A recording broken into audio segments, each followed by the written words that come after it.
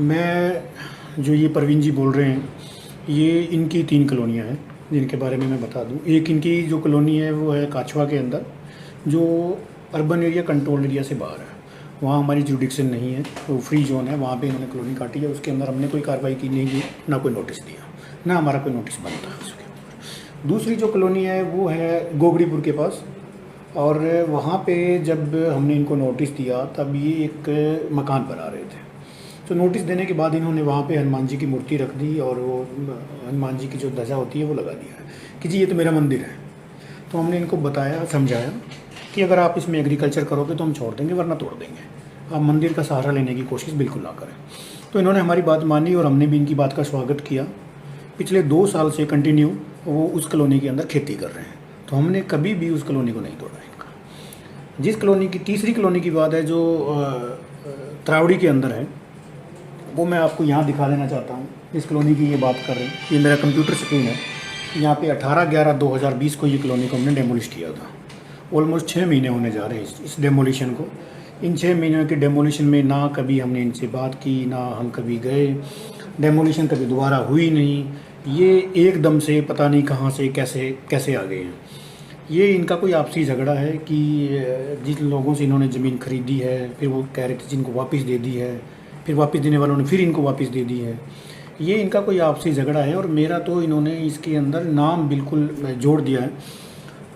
ये दूसरे लोग हैं जिन्होंने ये मेरा नाम डलवाया है उसके अंदर कि चलो डीटीपी को भी लपेटे में लेते हैं। इस पर आरोप है कि आपको 28 लाख रुपये दिए गए। हाँ, ये आरोप जो है ये बिल्कुल बेबुनियाद है। मेरे को वो पैसे कैसे दे सकते हैं जब मैं खुद ही डेमोलिशन कर रहा हूँ उनकी कॉलोनी को। और वो आप जैसे देख रहे हैं ये 6 महीने पुरानी है। 6 महीने के बाद उनको एकदम से कैसे याद आ गया कि उन्होंने पैसे दिए। पैसे दिए होते तो उसी दिन बताते ना कि मैंने तो पैसे दिए हैं जी। ये तो बेबुनियादी और आरोप हैं, और हर बार मेरे को काउंटर करने की कोशिश की जा रही है। जब से डेमोलिशन का जो हमारी कार्रवाई है वो हमने ज़्यादा की है पिछले 3 महीनों में। पिछले 3 महीनों से पहले तो कोई आरोप कभी लगे नहीं। अभी पहले 10,000 से स्टार्ट किया, 10,000, 5 लाख, 7 लाख, 28 लाख, अगली बार तो करोड़ में पहुंचा देंगे ये, जिस तरह से लगे हुए। इनका मेन मोटिव जो है वो यही है कि डीटीपी पे आरोप लगाओ, उसको काउंटर करो और वो कार्रवाई कम करेगी इसी तरह से। तो आपको ही क्यों टारगेट किया जाता है सर बार बार? नहीं तो मेरे को टारगेट करेंगे ना, जब डेमोलिशन मैं ही कर रहा हूँ, कोई और तो डेमोलिशन कर नहीं रहा।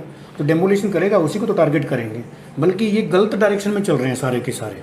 मैं इनको पहले भी बताया कि हमारी इतनी कार्रवाई होने के बाद सीएम साहब ने एक पोर्टल लॉन्च किया है कि आप यहाँ आइए, अनऑथराइज कॉलोनी का डाटा यहाँ डालिए, उसमें बताइए कि कौन सी अनऑथराइज कॉलोनी है, कब से कटी हुई है, कितने % डेवलप हो गई है। उसके ऊपर गवर्नमेंट पॉलिसी बनाएगी कि क्या उसको रेगुलराइज किया जा सकता है। उस पर शर्म की बात है करनाल के लिए तो खास करके। एक भी बंदे ने रजिस्टर नहीं किया। बल्कि मैंने ये मीडिया में बोला, जो ये IBN 24 है उस बोला मैंने, दूसरे जो मीडिया है वह न्यूज़पेपर में निकलवाया।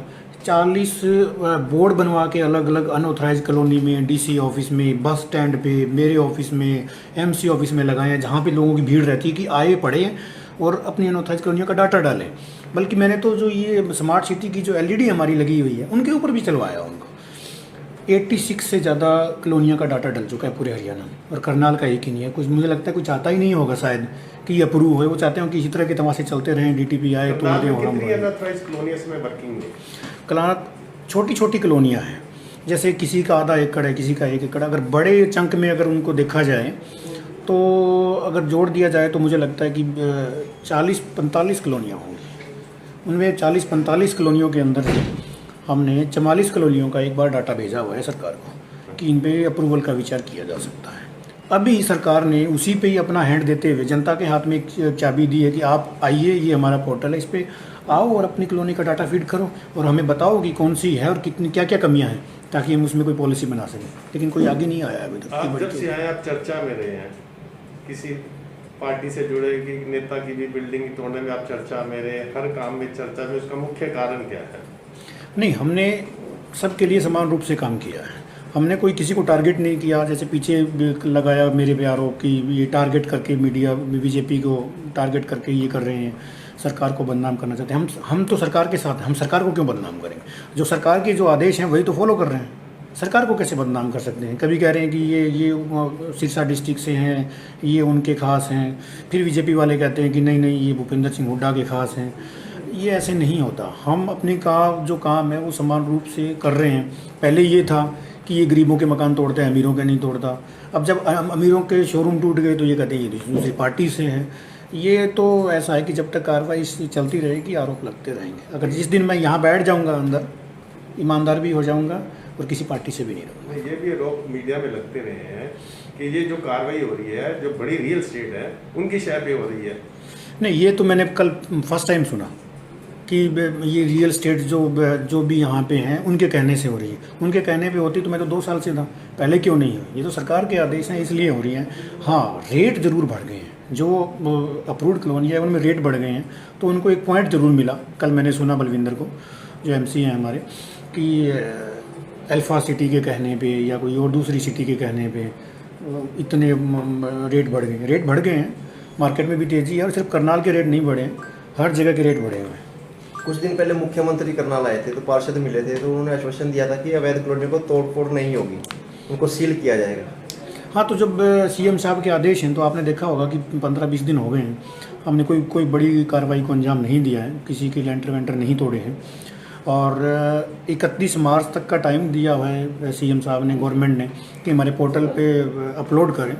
और जो लोग उस पर अपलोड नहीं करेंगे, जो लोग नहीं मानते कि उनकी कॉलोनी को रेगुलराइज कराना है, उस पर फिर हम 31 मार्च के बाद एक्शन लेंगे। नहीं, आप कार्रवाई करते हो अनऑथराइज कॉलोनीज पे, जो कॉलोनी करते हो उस पर FIR भी लॉन्च कराते हो, और FIR लॉन्च का उसमें कितने को अभी तक आपकी कार्रवाई में, कितनों को कोर्ट ने, न्यायालय ने कोई पनिशमेंट दी है या कोई जुर्माना लगाया है कि वो सिर्फ वहीं तक FIR लॉन्च के वो कार्रवाई कागजों तक ही सीमित रह जाती है?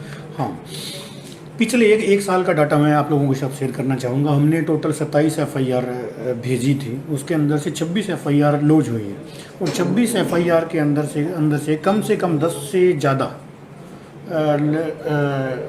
पे कार्रवाई हुई है। उनको गिरफ्तार किया गया, कोर्ट में पेश किया गया। वो लोग जमानत पे हैं अभी। और इस मामले में DC साहब से और SP साहब से भी हमारी चर्चा हुई टास्क फोर्स की मीटिंग में। तो इस पर और हम कड़ाई से DC साहब के संज्ञान में है कि किस तरह से उन पर और कड़ा एक्शन लिया जा सकता है। उन लोगों को क्या मैसेज देना चाहते हैं जो पोर्टल पे नहीं कर पा रहे हो, अभी जागरूक नहीं है? नहीं, जागरूक जो नहीं है उनको मैं एक बार कह रहा हूँ कि जल्दी करिए, बहुत कम टाइम रह गया। 31 मार्च